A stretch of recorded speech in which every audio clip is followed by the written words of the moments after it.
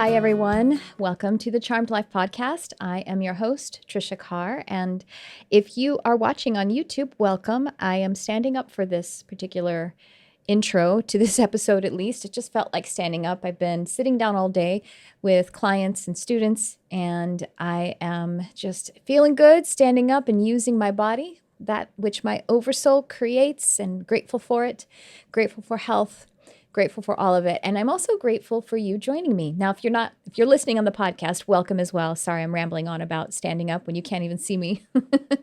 All right. And if you are new, then I'll just tell you that the Charmed Life podcast is all about metaphysics, mysticism, and really living your best life, being that light on the world that I know you are here to be, and pursuing that purpose, pursuing that happiness, that wellness, that wealth, and above all, service to one another, service to that one energy. And so I am a medium.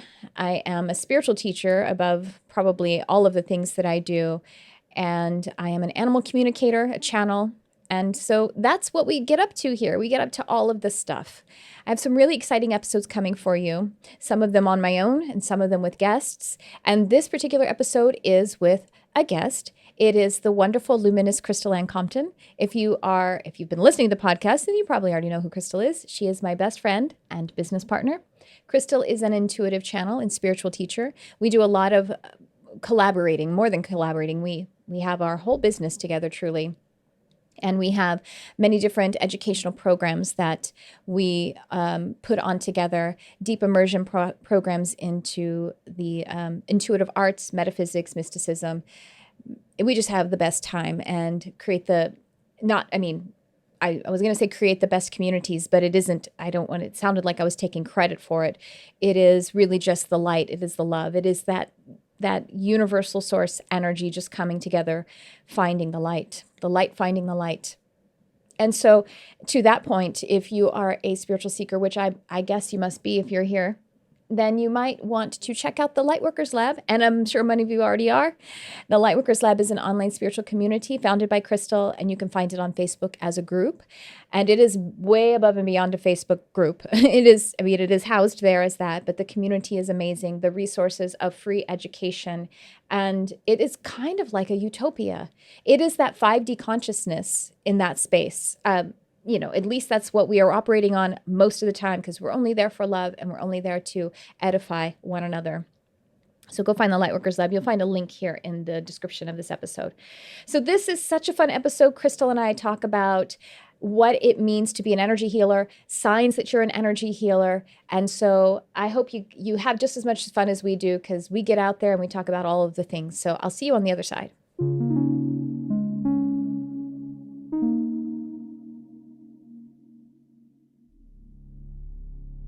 So Crystal and I wanted to talk today about how you know if you're an energy healer, how you know that you're a match for it. And so we want to talk about it as 5 signs of the fact that you may be an energy healer or have a calling for it. And I say may be an energy healer because you may already be doing it, just you are unconscious to it. And so I was going to start with a story that I've told before in many different forms. The first time that I thought that I was an energy healer, I actually didn't even think it. I had my meditation practice that was going, and this is just that deep exploration, playing with my guides. I had gotten far enough along into it where I had, in my metaphysical opening, I had been practicing animal communication and having evidential animal communication sessions and experiences. I wasn't doing it professionally yet. I was just development, and I had met my spirit guides, and so I would be meditating with my guides. And one of my guides started to touch the centers of my hands, all in my imaginal experience, in my trance experience. And I'm seeing this one guide, and I remember actually it was my great grandmother. Her name is Lee, or that's short for what her name is, Lelia. And Lelia was touching my hands in my imaginal plane, and as she touched them, I would see like this, you know what I mean, like a cartoon, like Fantasia, like boo, like a burst of light or a burst of energy, and saying energy healer, energy healer. And I hadn't even heard those words before. That's how new to metaphysics or this kind of work I was. And so that was my first even inkling of the idea of being a healer, at least by that title. So I was wondering, Crystal, do you have a story that you can really kind of recall about the first time you identified as an energy healer or a healer? Well, the first thing I remember is actually growing up in the Pentecostal church, because we had a lot of healing services, and it was very natural, and it was part of the whole process where there'd be altar calls where people would come up for healing and somebody would pray over them or lay hands on them. And so I partook in a lot of that as a teenager. And in my early 20s. And I really believed in the process. And as a result, irrespective of the fact that it was happening within religion or something like that, I definitely saw people shifted and changed. And so I always believed in the power of that when the intention was there. So I witnessed it, I was a part of it, and it was always kind of a given for me. But once I left religion, what I noticed first and foremost, before I ever kind of moved into the work that I'm presently doing, is that I had the ability to shift vibration. And this most notably took place when I was around other people. I noticed that I could kind of walk into a space when I was feeling particularly joyful, or if I was feeling particularly high vibration, and I would be able to walk into a space or into a circle of friends, and I could actually sense and see the shift in the people around me, and I could feel the difference as well. It's as if everything kind of just recalibrated.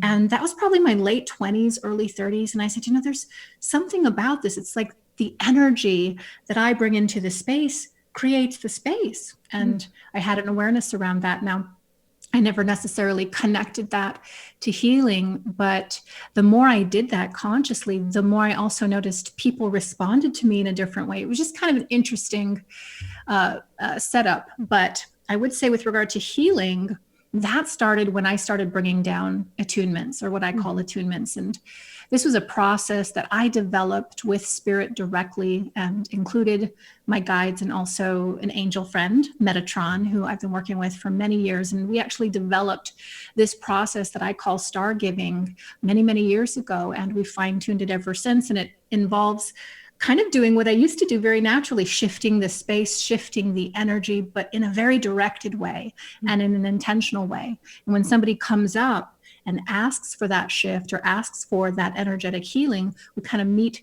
that person where they are, and that healing takes place. So it was a process. And I know that you were in charismatic churches as well. So you probably saw a lot of laying on of hands and altar calls and being slain in the spirit yourself. Absolutely. And being slain in the spirit is basically just a shock induction into hypnosis, which is really not that hard to do. I mean, I could do it right now. Well, how would you do it? Fascinating. Well, and that's what they do. And then it's also in Hinduism as Shaktipat, right? It's Hindu, right? Yeah. Yes. Yes. Well, how shock inductions are done, it's when someone is already somnambulistic. So that means that they are highly suggestible. It can be done with anyone, but if someone is not so highly suggestible, then you would just spend a little more time getting them induced into the somnambulistic state. But a lot of people are walking around somnambulistic. And so that's why stage hypnotists, they look out into the audience, and you can tell there are even just physical cues. I'm psychic, so I can feel it as well, or that's how my energy runs. I can feel the somnambulism. And you can see who is more somnambulistic. And so if you've ever seen one of those stage hypnotism shows, they bring several people up, and some people it doesn't really stick. Maybe they'll kind of, some people, it doesn't work at all and they excuse them, and some people are halfway. And then there's a handful of people who will do the chicken squawking and everything. And so basically a person who's already in that highly suggestible state that we call somnambulism, they're already overloaded with message units in the conscious mind. And so it's pretty easy to just do what we call a misdirect, and then that causes them to escape into the subconscious mind. That is a misdirection. That's what you'll see a stage hypnotist usually do, or something like that, something pretty quick. It jars the mind, and it actually causes the critical mind to relax, like to just either, kind of disorganize or highly organize. It's just like a glitch in your matrix of the mind. And so that's what happens. And that's when people go. So How it's actually, interesting. Yeah. it's really fun. They come up to the altar primed, they're Yeah. ready. And that's where it's so Exactly. important. Like if you're coming up to the altar and you have an intention to be there to receive a healing, it makes it much more possible that you will have, integrate, and actually walk away with the healing. But if you come up with disbelief, or if your intention's a bit shaky, you can have somebody there who's definitely in contact with spirit, definitely channeling healing energy and channeling it into you. But you as the vessel, once you walk away, it's up to you whether you allow that to integrate going forward. Because of the law of free will. And so you absolutely can stop any kind of healing or receiving of a message. But some of us are more conditioned to it than others. And it's the nature and nurture. So I think one of the signs that you are an energy healer naturally would be that the openness, the whether it's the high sensitivity or the highly empathic nature, and the nurture aspect of that could be from perhaps some trauma, some kind of context of trauma. Not necessarily always. And actually, I think that the idea of trauma is sometimes we just think, well, I wasn't beaten, so I didn't have trauma. It could be anything else that's perceived. You could be a family who on the surface was very, like the Bradys, or no, the Bradys weren't great because we don't know what happened to the spouses. They never told us. They just suddenly didn't have spouses and they came together, so it's a problem there. Something happened. Something happened. Let's see the cleavers. And so, you could have a seemingly on the picture, but again, then that's where the nature comes in. You as an intentional being of spirit coming in to create an incarnation, you come in with the sensitivity, and then in the context, there could be trauma. You know what I mean? Like just coming into the world right now is traumatic. So 100%. Yeah. So that's what we were saying. Maybe the first sign or one of the signs is that sensitivity, the empathic nature, right? Yes. Well, the empathic nature, someone who is very sensitive, who feels things kind of on a deep level and seemingly more deeply than somebody else does. Somebody who also kind of absorbs energy, takes it in, and hopefully knows how to process or cycle it out of their field, but somebody who is a highly sensitive person. And I would agree with you with regard to trauma. Now, I'm someone who comes from an extremely traumatic background, as are you.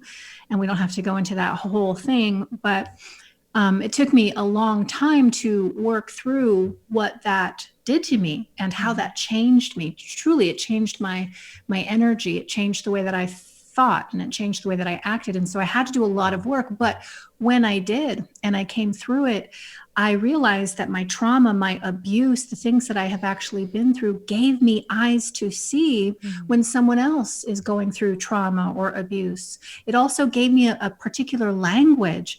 When I speak, the person who's traumatized, or the person who has these wounds, and even if they're ancient wounds, meaning wounds from their childhood, but they're 60 years old now, I have the language that can actually reach that person. And likewise, I have the ears to hear when they're speaking, and I can actually pick up on if they've got these ancient patterns, these ancient wounds, or these current and present wounds. And so this trauma actually equipped me to be the healer that I am today. And I find that many people who have had these acute experiences, let's just call it that, because it doesn't have to be physical abuse or sexual abuse or verbal abuse. It could just have changed you in a really meaningful way, something that you had to process through.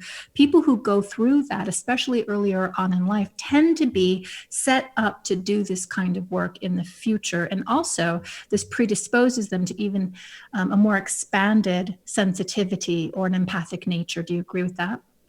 100%. And if you think about it, because you have done the work or are doing the work, because truly the path is a spiral, then that's how you are actually magnetizing to you those who are doing the same work, who are in the process of healing. And so you're always in some kind of healing process, and you are then calling out the healing process as a signal. And that's why it equips you, because you can actually see it, you can understand, and you have the experience of moving through that. And we're kind of talking about, in here we also hear like the law of attraction a little bit. It's like you're identifying, you're being drawn to, magnetized to those who need the healing, and your energy is magnetizing to their energy.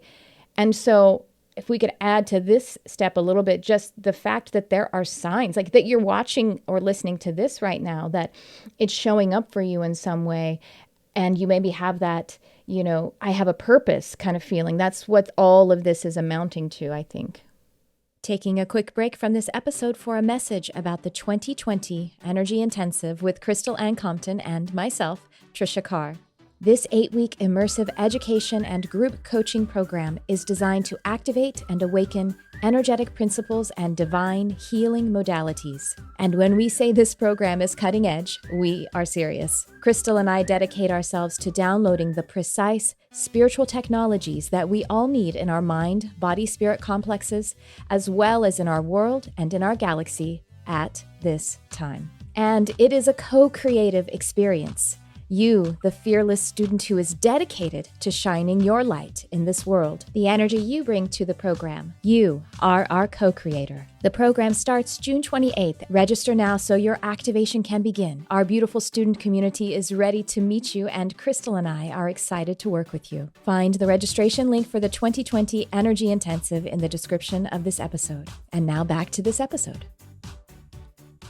I have a purpose is really important, because a lot of people who were incarnated at this time to heal, and whether that's physical type healing, medical healing, if this is energetic healing, if this is channeling, but a lot of the people who came here to do exactly that, they have this calling, this feeling inside of them that they're supposed to do this kind of work. And at first it can be kind of general. It can just be a sense of, hey, I want to serve humanity. I want to do more than this 9-to-5 job I got going on. I really want to have a meaningful life. I want to do something that makes a difference.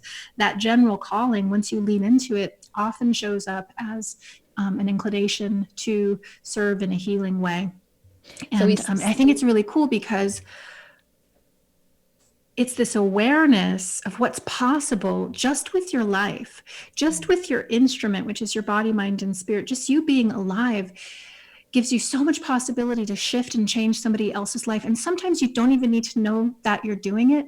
Sometimes it's just about being loved to the highest degree that you possibly can be, being that high vibration person, which just means connecting and aligning with source energy, the creator, and the higher self, just aligning with that nature in a dynamic way. That vibration is enough to shift spaces, clear rooms, clear haunted houses, and also shift the patterns in other folks around you, which is why sometimes you'll be around people and you're just vibrating, you're just connected, you feel so good, and they'll start to get uncomfortable. Now, it's not because you have done anything or tried to heal them, but it's because it's literally dusting up these patterns within themselves that are reacting to the high energy that you're holding. That's a healer, somebody who's conscious and aware that they can be a healer at every moment in their life if they just stay in connection to the best of their ability. That's powerful. Mm-hmm. So that second sign would be that you kind of feel a calling. I mean, this all is sort of moving to, you feel a calling, or you feel this pressure almost before you kind of start to really move in a more intentional way in your purpose. You feel a pressure about purpose, or calling, and maybe even a way that I'm not really sure how to organize these feelings or how to act upon and in an empowered way. See, I think it's so great, this conversation between us, because for me, I'm hearing our partnership and how we are different and how well it goes together.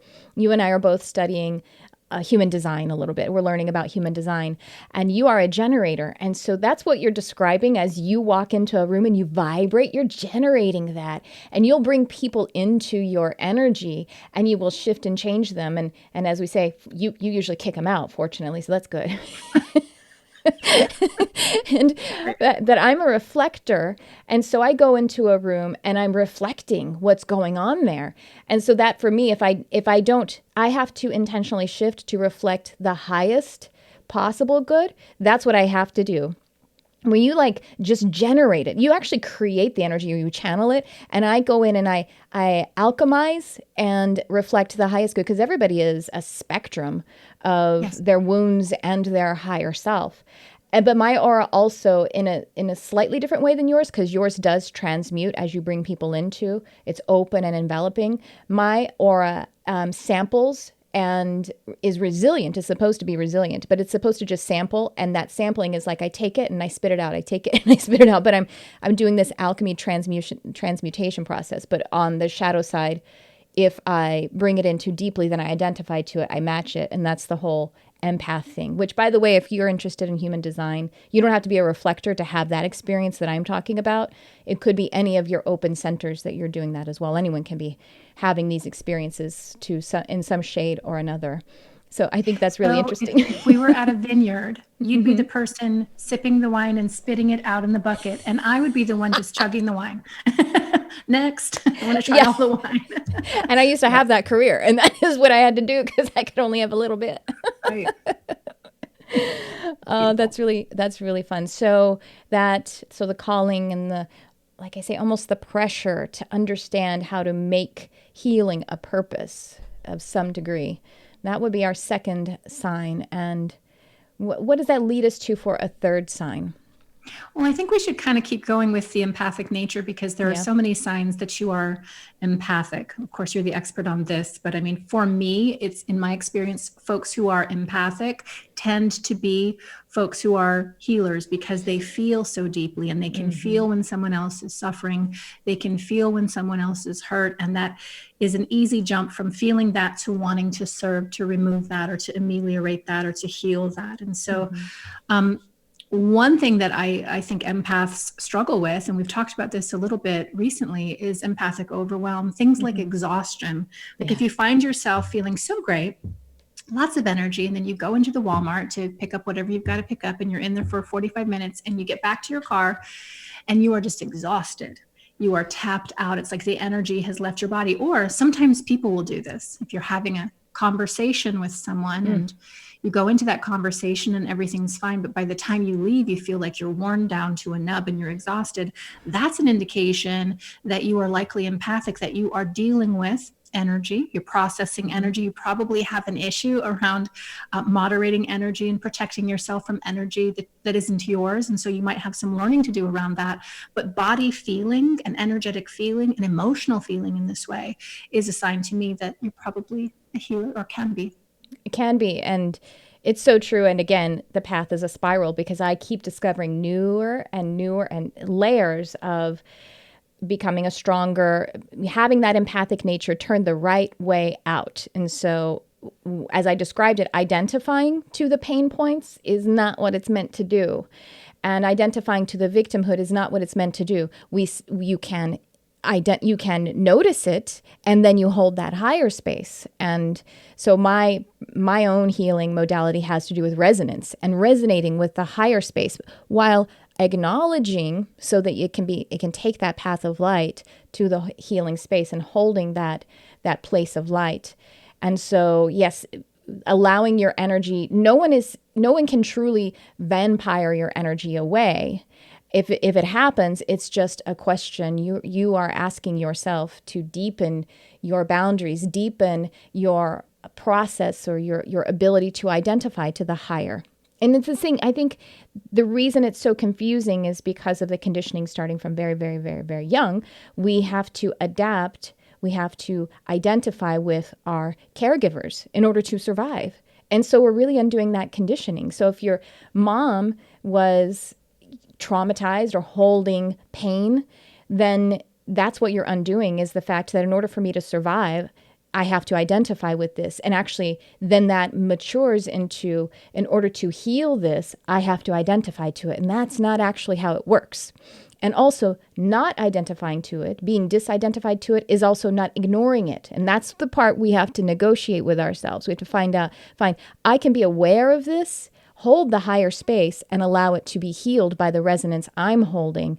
And it's a delicate little dance but it starts with just, I guess, maybe in a way, beliefs, or accepting it, healing of the mind, reprogramming the mind to be able to hold that delicate space.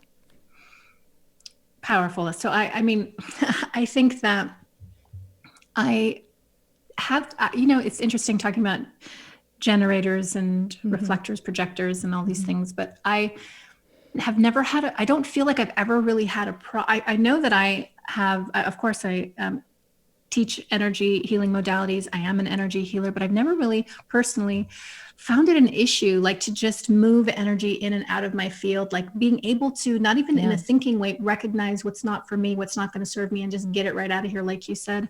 And I think some people, but some other people just really get swamped by that, and they're not really even noticing sometimes that it's even happening. And I'll ask my friends, does that belong to you, or does that belong to somebody else? Is there somebody in this coffee shop that might be impacting you in this way? Because it might not even belong to you. And so just getting that awareness for some people is the key to having an empowered empathic nature, whereas others like me, get out of here.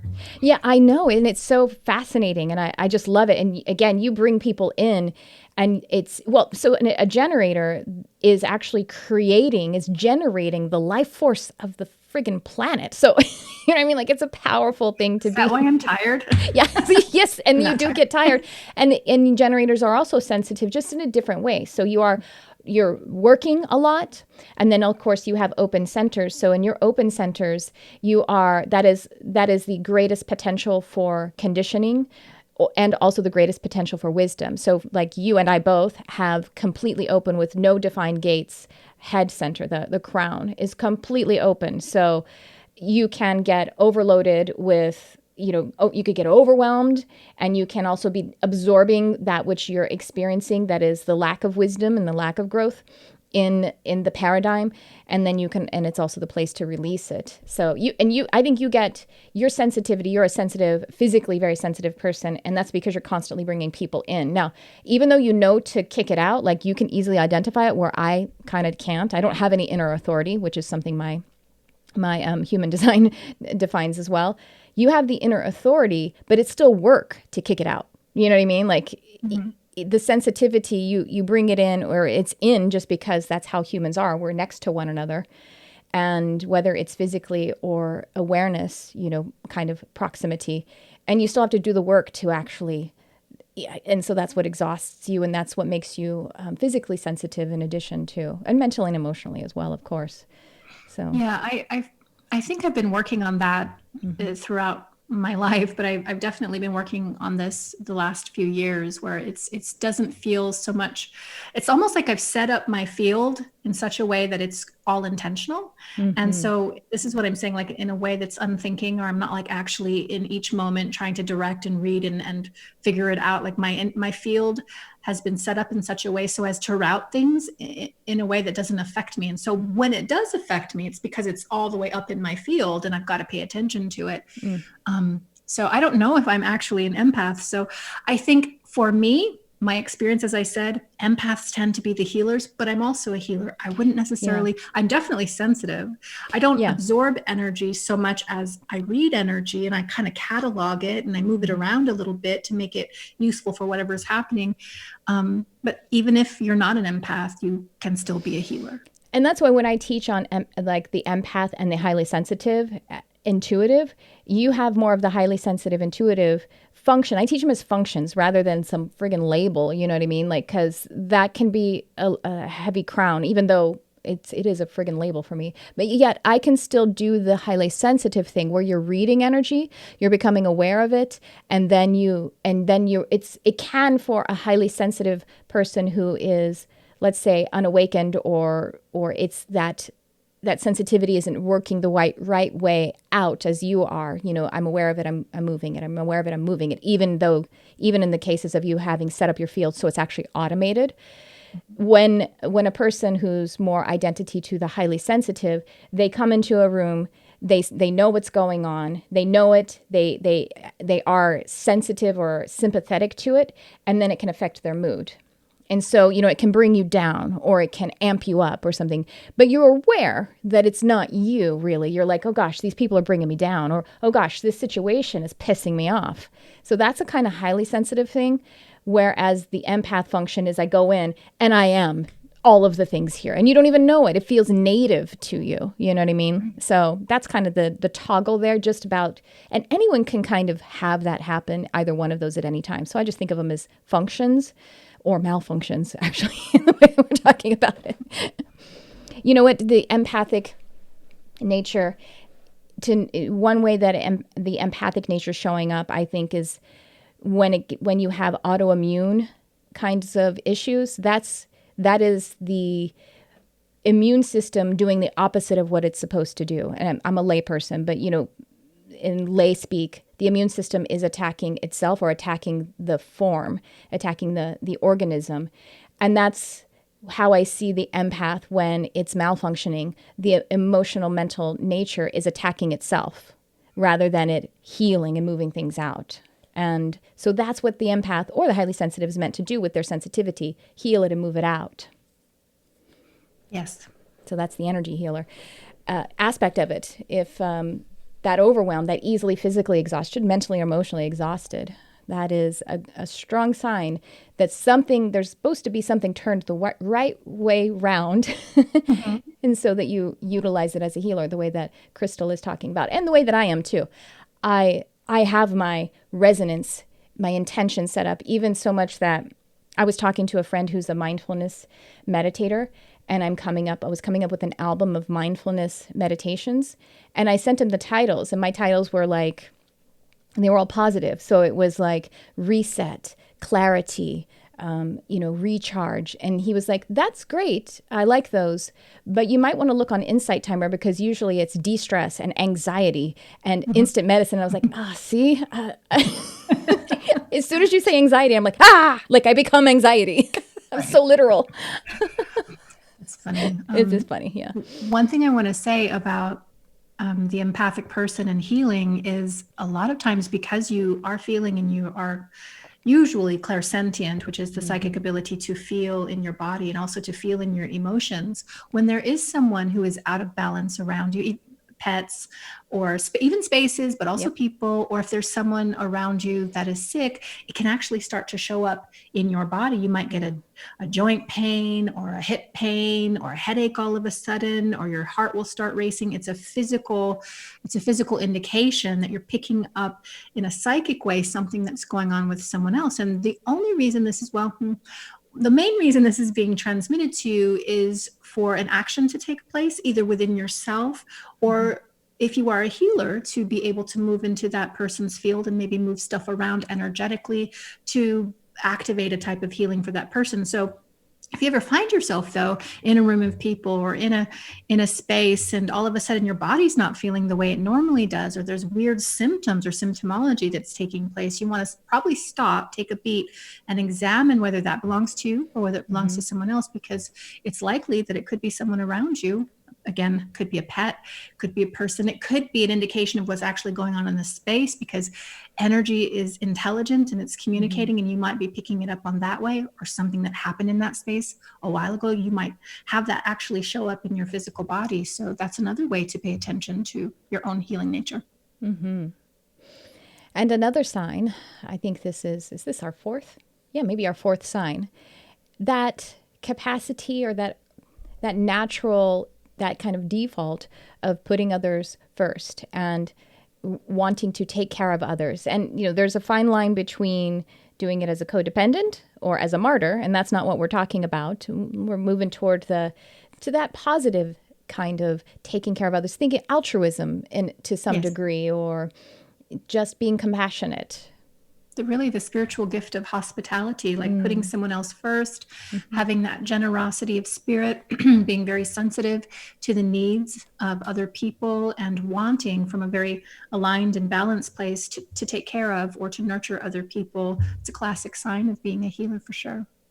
And I noticed that along the lines here, like I love that spiritual gift of hospitality, that pretty much everyone who is in a service or artistic kind of career or job, that they are a healer. So I shouldn't say all, because I've worked next to a bartender or two who was definitely not there to heal or help. It was really just there to rob. Right. So take money out of the till. Yeah, exactly. Yeah. So I had a long and storied career as a bartender and a hospitality professional. But you know, whether it's you are in the medical industry, you're a first responder, you are a server or a bartender or a massage therapist, or again an artist, and that's a different kind of sensitivity. I like to categorize it the empath, the highly sensitive, and the intuitive, and then also the artist. The creative artist is looking for beauty in the world, and that's the intention, the higher intention. Sometimes that artistic sensitivity can kind of implode on itself in the way that the highly sensitive and the empathic one can, where you want to find beauty in the world and you want to bring beauty and channel beauty into the world. And when it's kind of gone off is when it is dark and depressive. And sometimes we're seeking the melancholy as the artist, where the sensitivity is turned the wrong way, and the melancholy, and we're trying to beautify it, but we're again kind of identifying to it, not able to raise up and make it even more beautiful. And so anything artistic or service oriented, that's likely that you are a natural energy healer. And if you are feeling like I did, well, it's time for a change and I don't know how to move out of this. And, you know, that could be that it's time for that moving forward into something that is more directed, more pointed, understanding how your energy works and how to work as a healer. One thing I just want to add to that really quick, it's so cool about artists and art in general. I believe that's divine. Art is divinely inspired. This is 100%. an act of channeling Yes. directly.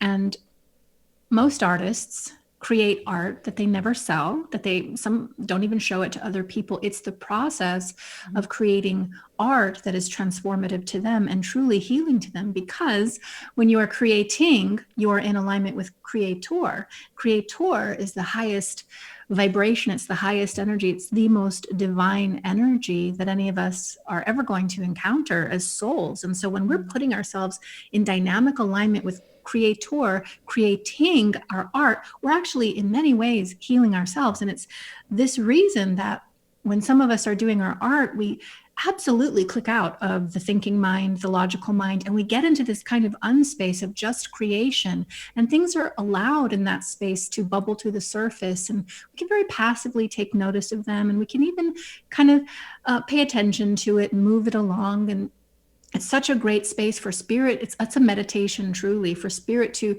be able to communicate with us in a way that we receive, and all while we're making jewelry, or all while we are painting or writing or composing.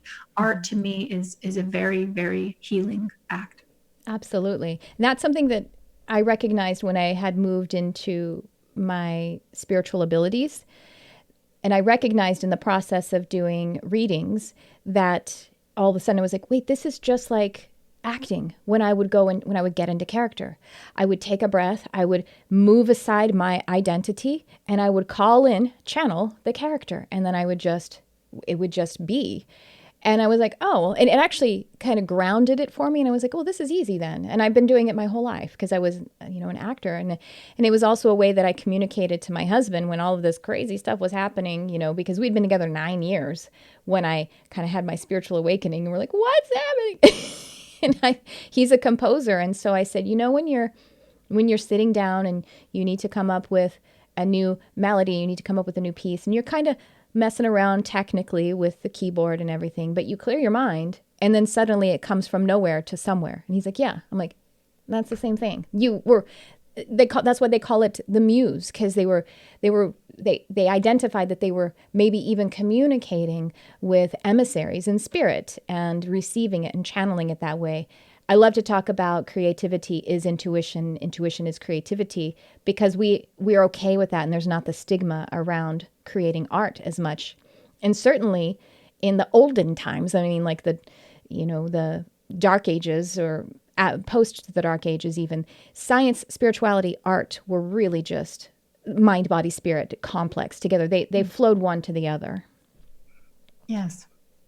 Wonderful. Anytime you're in dynamic alignment with your higher self, with source energy, these are all just ways, these are words that we use to approximate what God is. But anytime you're in dynamic alignment with that, you are the healing, you are being healed, you're being fine-tuned, you're being transformed, your mind is being renewed.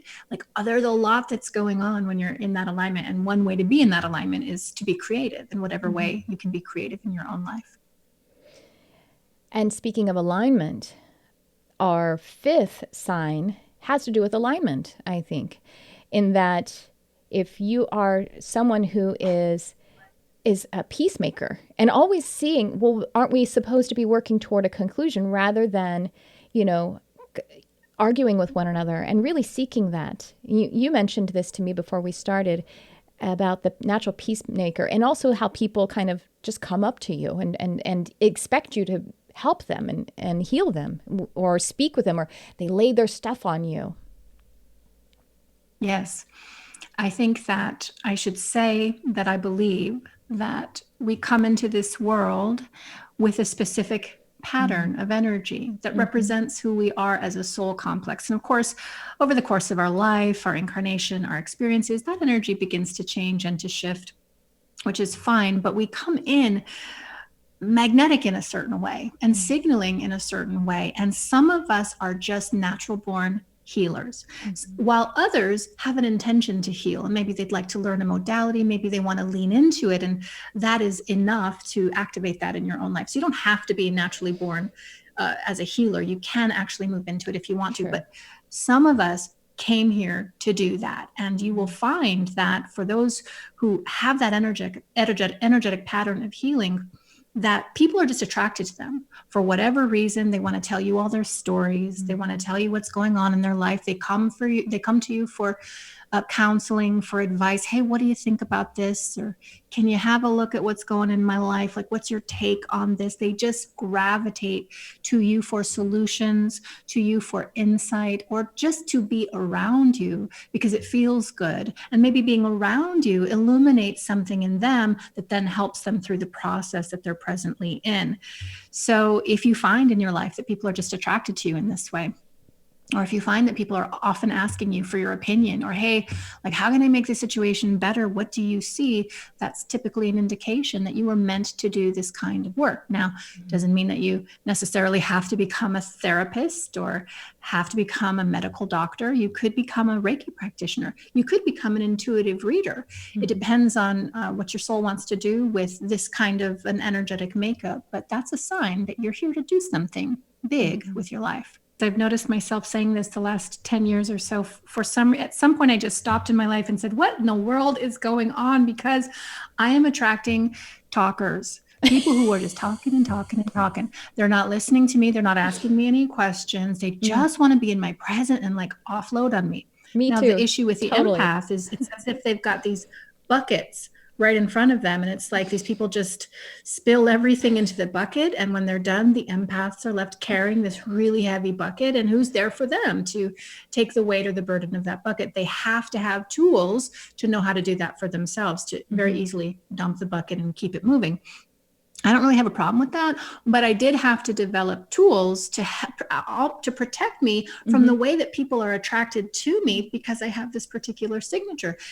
People don't often know intelligently, thinkingly, why they're attracted to a certain energy or why they're moved to do certain things. So many people are operating very reactively, or they're operating from this unconscious kind of a space, but they sense something in you, something that makes them feel like they can trust you to share with you. And that's good, especially if you're moving into a practice of being a healer. But you do have to have the tools to be able to turn it off, to protect yourself, to not get overwhelmed. Hey, this has been going on for a whole hour. I gotta go. Like, you have to know how to navigate that. And so that was just my signal in my life when I had all these people. Like, I swear to God, my real estate agent, like people in my family, friends, people I'd meet on the street, they would just start.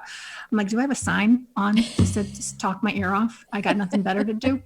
I knew that it was spirit at that time saying, you need to develop some skills. You need to develop some tools to take care of yourself. But this is also a sign of what you're making available with your life. And that's what I want to do. It can be really hard. I mean, setting those boundaries and deploying your own tools can be kind of hard. And you think, no, am I hurting somebody's feelings? But you got to take care of yourself first and foremost. That's the power that we're doing. Just like the artist who doesn't sell everything that they own, it still did something in the world. It does do something in the world, even if it stays in their home. 100, yeah, absolutely, 100%. It's transformative for them. It's moving stuff around within them. It's the energy of them.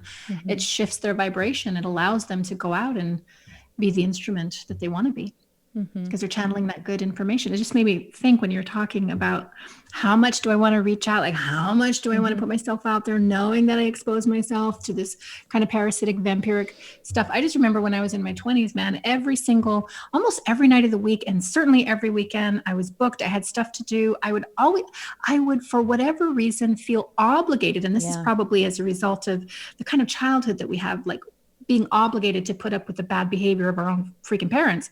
So I would put myself in situations for like hours with people that I really didn't like, and I really actually didn't vibe with, but I would feel this sense of duty. And even in romantic relationships, or if I would date someone, especially actually with men, for me, I would feel this weird sense of duty and obligation, like, oh, I have to make him feel good about himself. Oh, I have to make him feel like he's valued. And how do I let him down easily? Like, there's just all these different things that you're thinking when you're sensitive in this way. And I think empaths have this issue.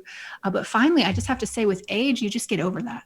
Have you gotten over that yet? I'm not. Oh, yeah. This weekend is for me. It's for Netflix. It's for a margarita in my pool, my 3 dogs, and my husband. And that's it. I don't have time to do all of this other stuff for other people. I have to take care of myself.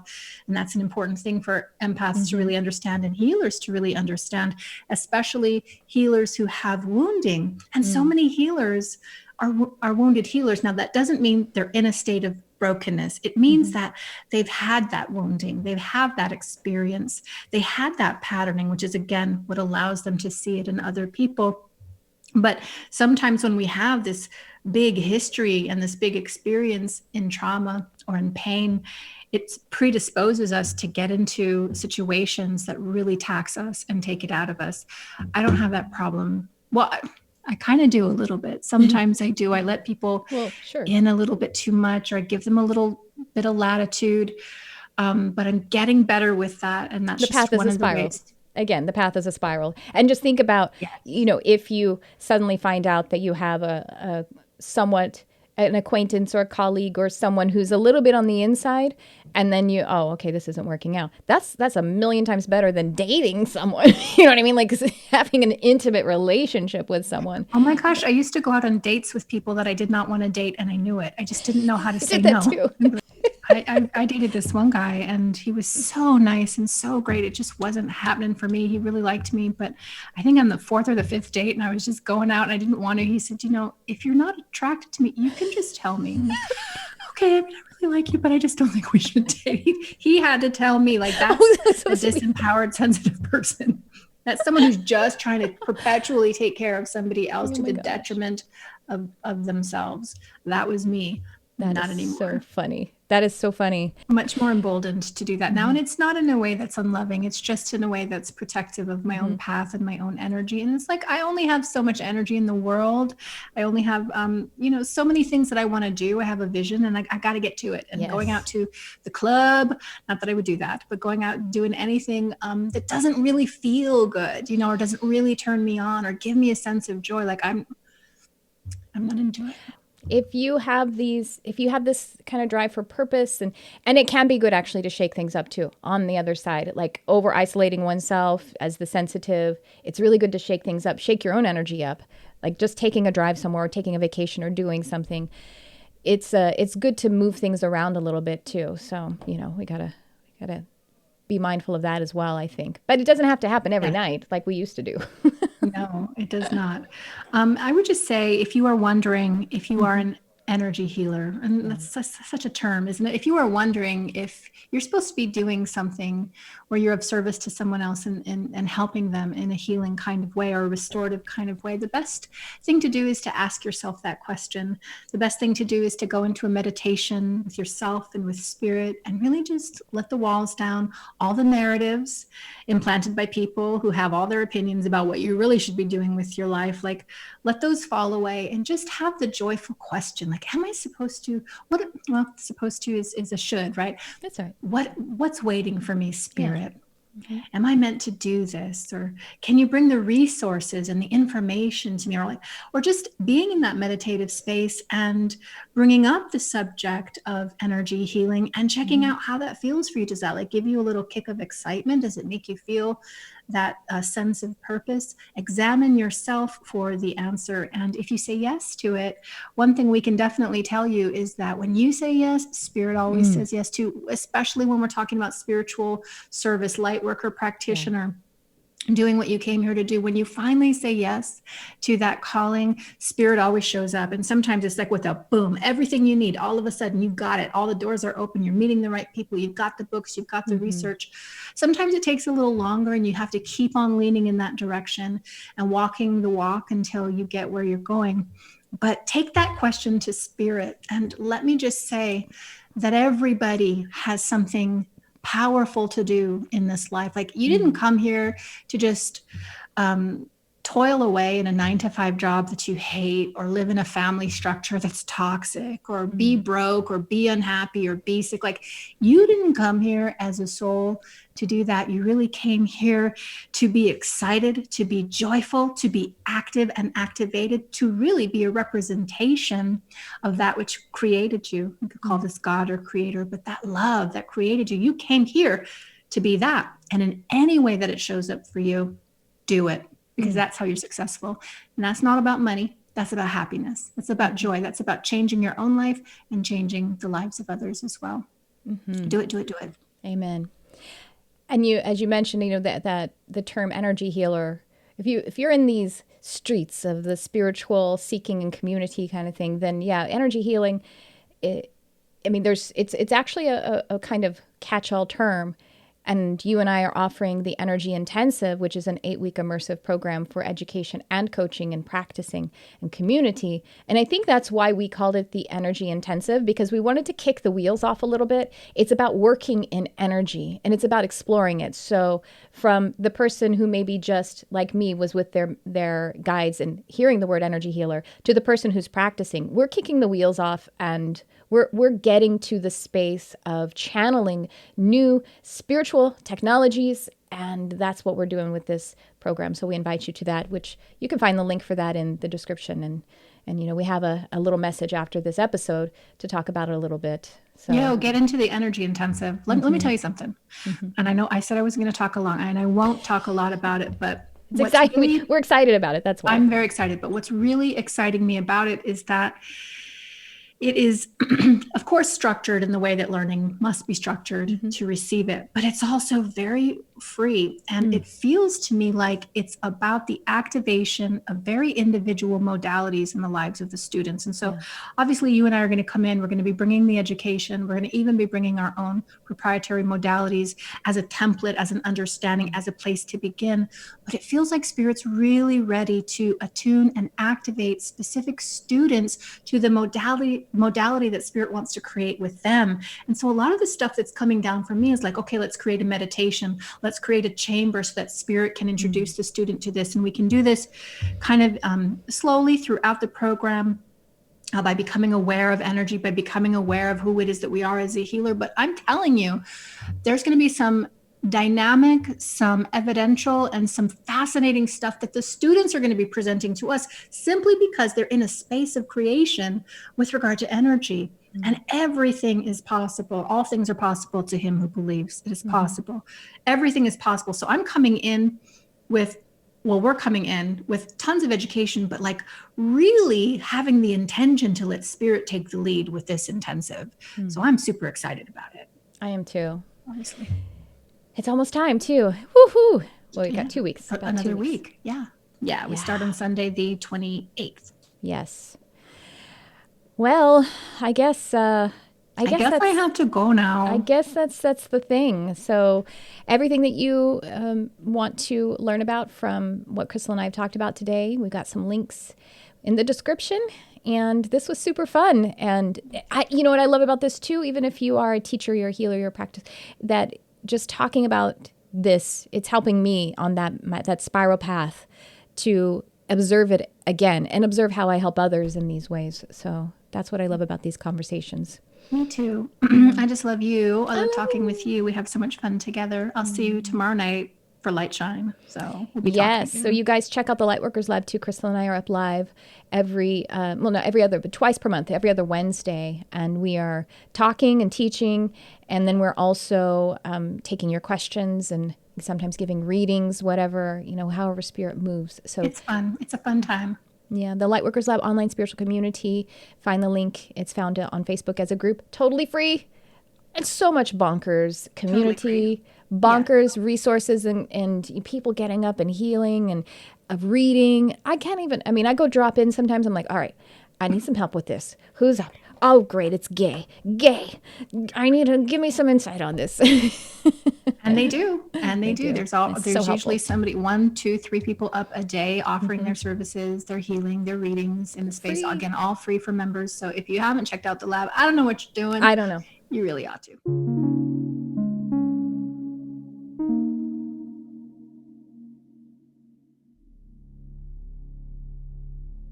And that's this episode with the wonderful Crystal Anne Compton. You'll also find her links in the description and ways that you can connect with us, and also how you can join that energy intensive. Stay tuned for after the episode, and you'll hear a short message about the energy intensive. It will be starting very soon. And if you have any kind of interest, any inkling, I just encourage you to lean into that. And whatever that ends up meaning about you joining this program or another one, I just want you to feel empowered to shine your light, because I'm here for it. I'm here for you. I'm here for that light that you have, that you're holding. And I thank you for being a part of this community. Even as you listen to a podcast or watch a YouTube video, you're participating in a community. You're joining your light to the other lights who have come together for that purpose. So with that, I will say, I appreciate you so much. I wish you all of the blessings, the health, the wealth, the bounty, because you, Lightworker, you are the one who is shifting this world and shifting our whole universe. So thank you for that. Thanks for tuning in. I love you, whoever you are.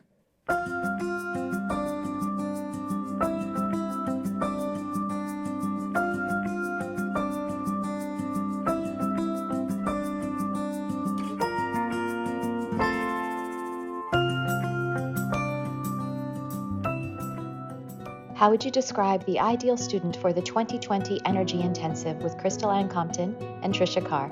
I kind of set my life up so that for the most part, I was closed metaphysically. You know, the stories that I tell about my opening.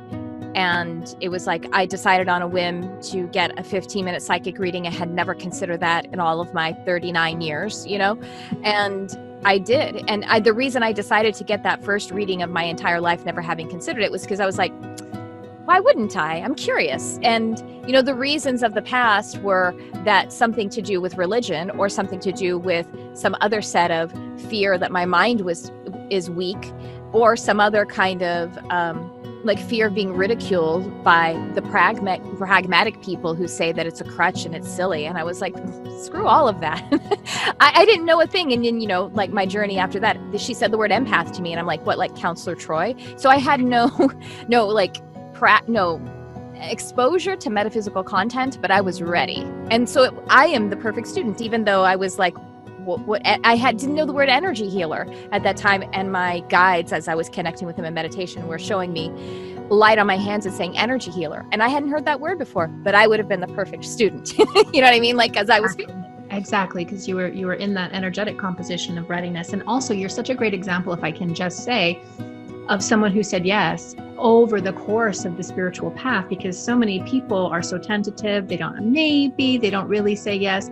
But we always say, when you do say yes, when you sign up for a class like this, when you agree to go meet your tribe and fellowship with other people to study and to really immerse yourself in things of the spirit, when you say yes on that level, spirit always meets you right where you are and gives you everything that you need, and an acceleration truly takes place. I won't say your age, but it's only been, a handful of years since your 39th year, and look where you are today. It's truly like you're a teacher, you have a podcast, you have many, many clients, you have your own business, you're quite successful, but you are also such a light to this world. Imagine if you didn't have the requisite curiosity, and if you didn't have that energetic confidence without all the facts. Imagine if you had just said no, or I'll just wait. Where would you be?